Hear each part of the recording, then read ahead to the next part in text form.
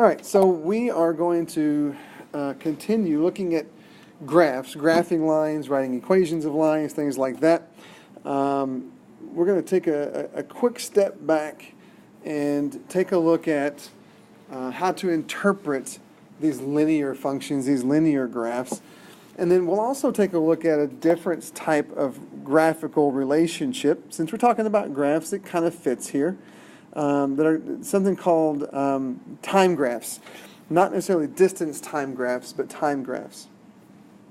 Okay? And so we need to be able to represent a mathematical relationship in a graph that's going to specifically be a relationship that involves time. And then we're going to talk about slope, y-intercept, x-intercept, and how to interpret those we'll add some context to some situations in those linear functions. Okay? So let's talk about interpreting slope, y-intercept, x-intercept first, right? So to interpret the slope, so we've got to find the slope first, but once we have it, what we want to do is we want to think about and try to word the change in the y-axis in context first.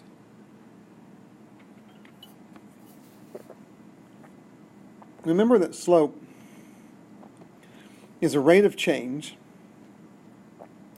but we always subtract the y's in the numerator and then subtract the x's in the denominator. So the numerator of a slope will always tell us how the y-axis is changing. The denominator in a slope will always tell us how the x-axis is changing, right? So once we find the slope, we want to start thinking about what it means for the y-axis to change as much as it does, and then start thinking about what it means for the x-axis to change as much as it does in the context of the problem. So we need to recognize how the x and y-axis are labeled and what units are being used to measure those, right? And once we have those changes in context, then we can use kind of a template to help us interpret that slope, right? And that template would look something like this. So we'd say, as the x-axis increases, right? Whatever is on the x-axis, so the label of the x-axis. As this increases by 1, whatever unit it's supposed to be in. The y-axis, so however the y-axis is labeled, either increases or decreases, and this will be determined by the sign of the slope. And it will increase or decrease by whatever the actual slope value is, and then we'll use the y-axis unit. So it'll make a little bit more sense once we put this into a problem that has some context to it, right? So that's how we're going to interpret slope. As x changes by 1, y is going to change this much, and we just need to add the context to it from there. As x changes by 1, as x increases by 1, the y is going to either increase or decrease by this much, and then we'll add context to it. Okay? Now, to interpret either the x or the y-intercept, right, we have to remember a couple of things. First of all, the y-intercept is where the graph crosses the y-axis. And you have to understand that that y-intercept is a point that has coordinates. And we talked about this before, especially when we talked about using the cover-up method to graph your lines, right? We talked about the fact that that point right there, while we don't know what the actual coordinates are going to be, we don't know what the y value is, we do know that the x coordinate is going to be 0. Right? And we need to use that. We need to use the fact that the x coordinate is 0. So first remember that the x coordinate is going to be 0, and then put into context what it means for that x coordinate to be 0. And then once you've said what it means for the x coordinate to be 0, then you can talk about what it means for the y coordinate to be whatever the value it is in the context of the problem. And the wording of this is not really a template for it. The wording of this is going to change depending on different situations. And the same thing for the x-intercept. We have to understand that the y coordinate for the x-intercept is going to be 0. Right? All right, so let's get into some examples, and they'll start making a little bit more sense then, I think. All right, so first, we want to find the slope and talk about what it represents. Sorry about that. And then we want to find the y-intercept and find out what it represents, and then same thing with the x-intercept. Okay? All right, so first things first, find the slope. In order to find the slope, you're going to want to find out where the graph goes through a couple of street corners. So like maybe right here and right here. And then you can just count grid lines. Now, if you don't have that, you would have to find a couple of points on the graph and use the slope formula. Okay? So, but I've got 2 points here that I can count grid lines, and to go from the first point to the second point, you have to go down 1, so it's going to be -1 in the y direction, and then write 1 grid line, but if you look down on how the x-axis is scaled, it's actually scaled by 5s. So it's going to, not by 5s, I'm sorry, by 25. So you're actually going down 1, right 25. Okay? So the slope is going to be down 1, which is negative, right 25, which is positive, and that is your slope. Now, most of the time, you're going to want to divide that slope out. It's going to make more sense to divide this out, right? So before we do that, let's go back. Remember that the numerator is always how the y changes. The denominator is always how the x changes. But let's try to put some units, some context to this, right? So the y-axis is, this is all about gasoline usage. The y-axis is gallons in the tank. So this is going to be -1 gallon. And the x-axis is miles driven. So 25 represents the number of miles, right? So once we understand that, we want to go ahead and divide this out. And when we do, we get -0.04. And I want to divide it out because that basically turns my denominator into a 1. And I want to talk about the x change in 1 unit. So if we do that, we get -0.04 gallons per mile. All right? Now I'll talk about what that means. As a template, if you go back and look at that template, we would want to say as, and then the x-axis label. The x-axis label is miles driven. Right? So as miles driven increases by 1 mile, and then we need the y-axis label, the gallons of fuel in the tank decreases because it's negative by 0.04 gallons. Okay? Now, that sounds weird to say. As miles driven increases by 1 mile, the gallons in tank decreases by 0.04 gallons. That sounds weird to say, and you can always try to clean it up and put it into more of a conversational piece if you want. So what would you actually say to someone if that was going on? Right? As miles driven increases by 1 mile, what you would probably say is, for every mile that you drive, and the second part, the gallons in the tank decreases by 0.04 gallons. Or what you could say is, you use 0.04 gallons of gas. Right? So for every mile that you drive, you use 0.04 gallons of gas, is more like what you would say. And if you wanted to write it out that way, that's fine. This template is here to help you try to put that into some sort of form that you can later reword if you want to. Right? And we'll try to do that a little bit more as we go through the other examples. Right? All right, now, the y-intercept. Where is it? What is it? The y-intercept is where the graph crosses the y-axis, which is sitting right here. That value is 15, but I want to put it in terms of a point, right? So it would be 0, 15. Now, what does it mean for the x-coordinate to be 0? Remember, the x-axis is miles driven, so we haven't driven any miles yet, right?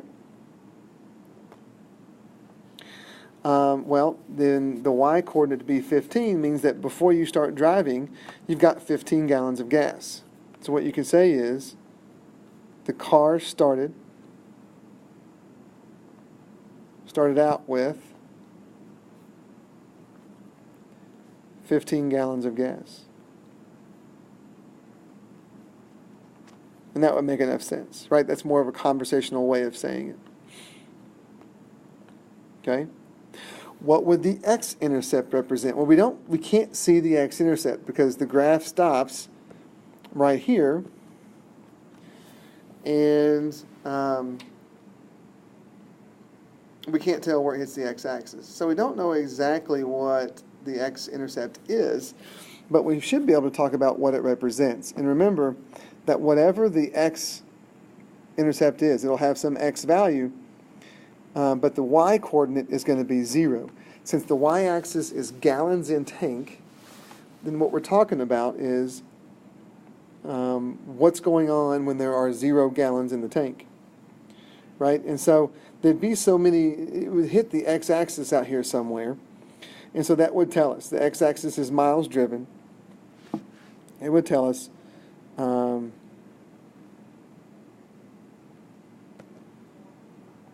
the x-intercept, it would tell us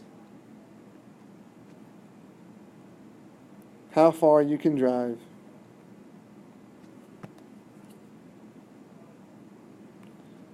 with 15 gallons of gas, right? Because once you've used up all 15 gallons, you'd be at 0, and so the x would tell us how far you went when you did that. Okay? So that's how we want to interpret these things. That's how we want to talk about the slope, the y, and the x-intercept when we have context. Okay? All right, we'll try it again with a little less conversation this time. Go find the slope. Again, you want to find a couple of places where the graph hits some street corners, and it can be anywhere. Closer the better. It's going to be a little bit easier. So I'm going to use those 2 points. And so that means that I'm going to go down one grid line, but that's actually a difference of 20, right? 340 to 320.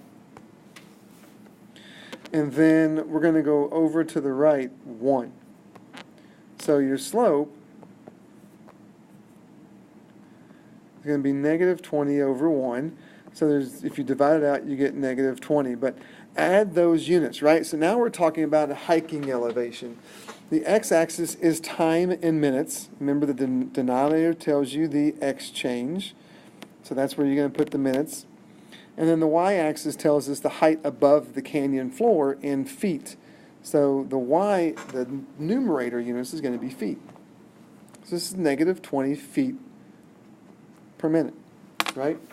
So as x increases by 1, y is going to increase or decrease by this much. So let's try to put that into some context. As x increases by 1, which means that as time increases by 1 minute, right, for every minute, right, each minute, what happens? Well, the hiker's elevation drops, decreases by 20 feet, right? So each minute,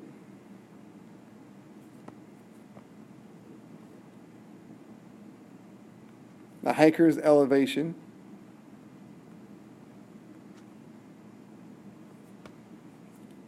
decreases by 20 feet. Right? Or you can say it a little bit different way, but that's basically what's going on. All right? What is the y-intercept? We'll get back into your graph and go find that y-intercept. It is sitting right here. It's where it crosses, where the graph crosses the y-axis. And so we need to understand that the x-axis is 0. So 0 time has passed, which means that the hiker has not started hiking yet. And the height above the canyon floor was 360 feet. So what does that tell you? Well, that tells you the hiker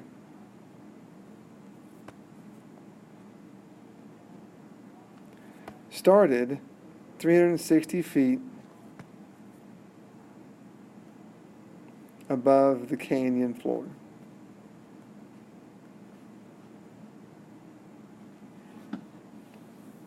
Okay? Now, the x-intercept. Let's go find it. We can actually find it. It's down here at 18. Right? So remember, the y coordinate is now 0. So 18 minutes would have gone by, and now the height above the canyon floor is 0 feet. So what does that mean? That it took 18 minutes to reach the canyon floor. The hiker took 18 minutes to reach the canyon floor.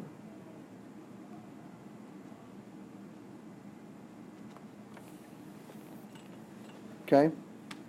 So again, just trying to find the best way to say this, as long as we understand what's going on with the slope, the x, and the y-intercept. Right? One more example here. What is the slope? What does it represent? And what is the y-intercept? What does it represent? Go ahead, stop the video, come up with your own representation of those, and start the video back up and see if you're on the right track.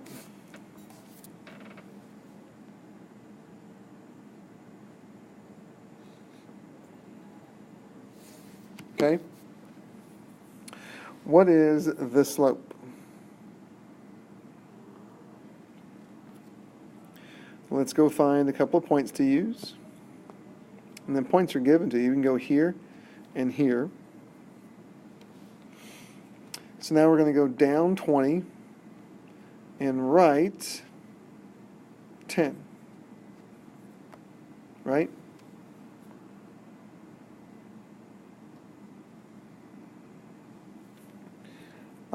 So that means your slope, negative 20 over 10. Now let's put some units in there. The y-axis goes in the numerator, which is children's tickets. The denominator is the x-axis, which is adult tickets. So when you divide it out and you get negative 2 over 1, basically, or negative 2, then you might have a better idea of how to say this, right? So for each adult ticket sold, right, because as x increases by 1, as each adult ticket sold, for each adult ticket sold, what happens? Well, you sell 2 fewer children's tickets, right? So for each adult ticket sold,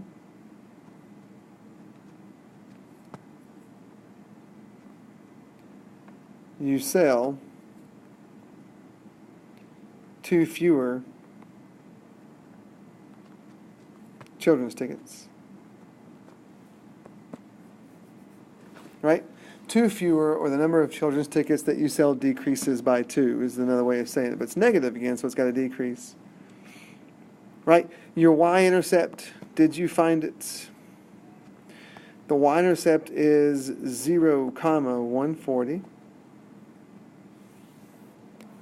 Understand what it means for the x coordinate to be 0, which means that you've sold no adult tickets. And so the 140 tells you that you sell 140 children's tickets when you do not sell any adult tickets. Or not you could say the theater.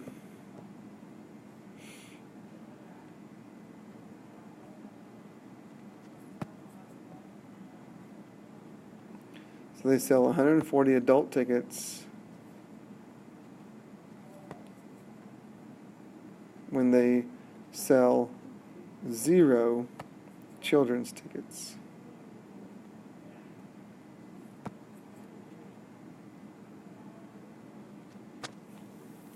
Okay? That's how we want to try to interpret the slope, the x, and the y-intercept. Okay. Now we can move on to these time graphs, right? It's not really distance time graphs. It's time versus some other measurement. Time is always going to go on the x-axis.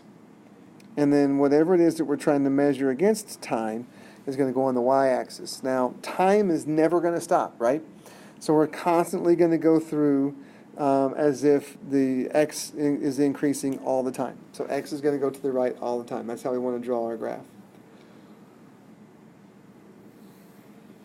Now this first one, we're talking about the size of Mrs. Coin's balloon over time. Right, so let's think about this. So this is Mrs. Coin blowing up a balloon. let's think about on our graph, this point right here, in that corner, that means that time is 0 and size is 0. Time is 0 makes enough sense, right? She hasn't started blowing the balloon up yet. If she hasn't started blowing the balloon up yet, does that mean the balloon has 0 size? Like you can't measure the size of the balloon at all? Hopefully it doesn't make a lot of sense. The balloon will have a size. It just might be the smallest size it will ever be, right? But it will have a size, so we can't call it size 0. So that means that at time 0, the balloon will have some kind of size. So we've got to start our graph somewhere up here on the y-axis. Our y-intercept cannot be 0. Okay? Now, think about what's going to happen to this balloon as she starts blowing into it, right? Well, the size is going to increase. Now she starts blowing into the balloon, and time is increasing, so she's going to increase the size of the balloon, right? Now, is the size of the balloon going to increase forever? No, right? One of two things is going to happen. She's either going to keep blowing the balloon up until it pops. So what happens then? When it pops, almost instantaneously, the size of the balloon will go down to, I don't know if it would go down to 0, but it'd be close, right? I mean, the balloon's not going to disintegrate. It would still have some kind of size. But it would go down to where it was, well, maybe even a little bit smaller, who knows? If it broke off into pieces or something, I don't know. Or she'll blow it up enough to where she ties it off, and now the balloon will have the same size over time. And so this will need to level off. If you wanted to get really fancy and start talking about over time, even once the balloon is tied off, it'll start sort of leaking air. So a lot slower than her blowing into the balloon, the size of the balloon will decrease because it loses air. Now, the slope of the lines we have to pay some attention to. She's going to blow it up faster than it's going to lose air. So the slope of her blowing the balloon up should be steeper than the slope of it losing air. So on the back side here. Okay? But that's what we mean by a time versus a time graph, right? No numbers, nothing very specific, not anything like that, but just a general idea of what that graph would look like. That's the idea. Okay? Now, here's another one. Sketch a graph that shows the height of a ball as a function of time. And so, again, we're going to put time on the x-axis and then the height of a ball. And what I generally do at this point is grab a ball and start throwing it up into the air. I throw it up in the air over and over and over again. Or we can just do it once. It doesn't really matter either way. Right? At time 0, before I throw the ball, is that ball going to have a height? And if I'm holding it, it will, right? So we're going to start our graph somewhere right there. Now, if I throw the ball into the air, it will go, the height will increase, right? At some point, it will stop increasing and start slowly turning and coming back down. And if I catch it, it'll come back down to the same height that it started.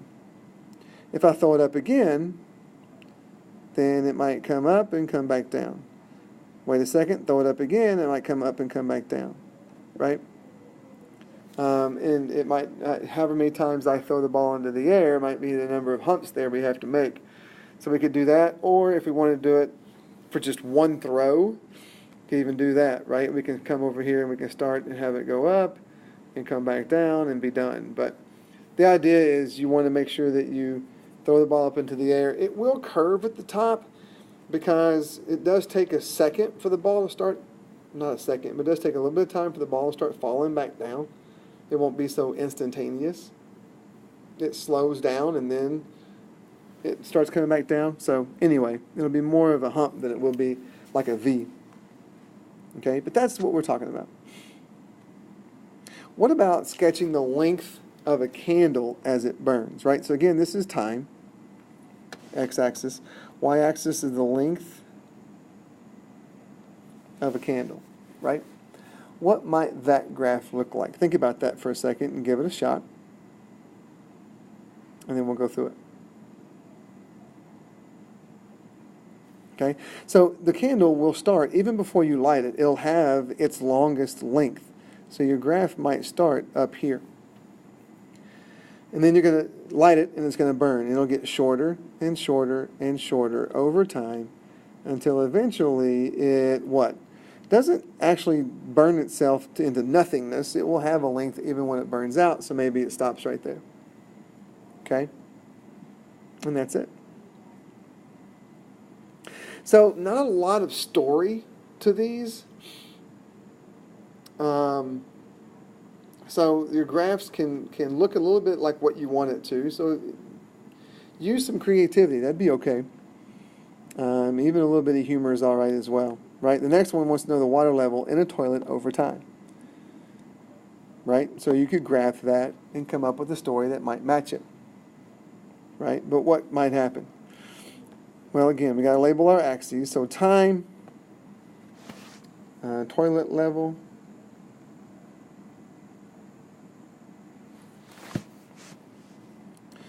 right? Well, first of all, the toilet level won't be 0. There's water in it at all times, right? So it might start here, and then it'll stay level until either someone flushes it or someone uses it, right? So, quite comically, right? The water level would probably rise a little bit if someone uses it, right? Because they're going to put stuff into the toilet. It might level off for just a second until it gets flushed, and then it'll drop down to nothing, right? And then come back up. And it'll stay that way for a while until someone uses it again, maybe put a little bit more stuff in it, level off, and then you're going to flush it again, and it'll come back up to the level, and then maybe stay there, right? So it might look something like that, or whatever you think the story might be that goes along with that. Okay? All right. Next, so now we're going to put a story to it, and you do have to be a little bit more accurate now. You have to make sure that you include all the parts of the story. So again, we're going to put time on the x-axis, and here we're talking about milk. And so we want to talk about the milk level. Right? So you grab a glass from the cabinet, and you want some milk, right? So before you even start pouring, before you even start doing anything, you grab the glass. Does it have any milk in it? No. So you can start your graph down here in the corner. Before you start doing anything else, you won't have any milk in it, so the level will be 0. Now, what happens? You get a glass, and you start to fill it with milk. So you're going to fill it until about halfway. And then what happens? Halfway full, the phone rings, and you stop to answer it. So now the milk level is going to stay level for for 3 minutes. Right? And now we don't have to measure out the 3 minutes. It's fine. Just level it off. You take a few sips. Oh, wait. After the 3-minute call, you finish filling the glass. So we've got to fill it back up then. And since it was about halfway, make sure you kind of climb about the same again after the phone call. Right? Then you're going to take you're going to let it sit there for a second, then you take a few sips. So you're going to go boom, boom. And then you realize you want some chocolate in there. So you put some chocolate syrup in it. So maybe the milk level raises a little bit when you put the syrup in it, right? And then you stir it, and then you slam it down. So boom. Now you drink it all the way down. Okay? But I would want to see this right here as we're filling the glass. Here's where we stop and answer the phone. This is where we finished filling it. This is where we took a sip. This is where we took another sip. This is where we filled it with chocolate. And then this is where we drank it all down. Right? So I'd want to see those 7 things shown the best way you could. Okay? All right. We'll try another one here. And then I'll turn you loose on one on your own. Okay? So Mrs. Goodman is going to go out with her friends. She leaves home and travels at a steady speed to Mrs. Hart's house. She stays at Mrs. Hart's house for 20 minutes, then drives to the mall. On her way, she gets stuck behind a street sweeper and slows to a crawl.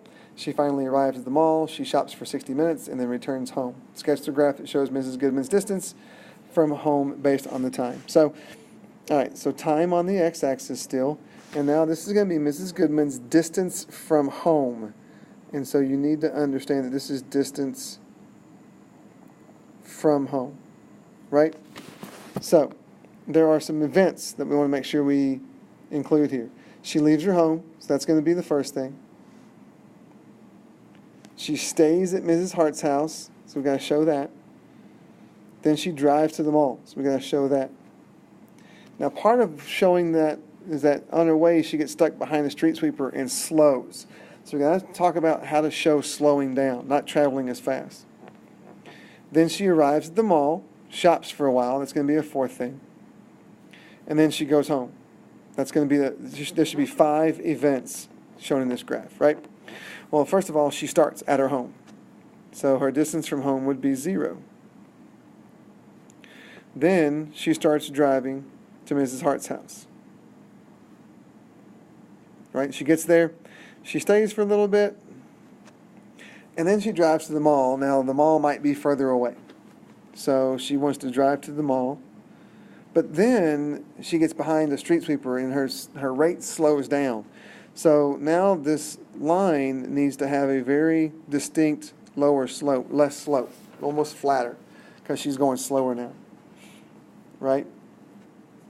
Then she gets to the mall, shops for a while, and then she goes home.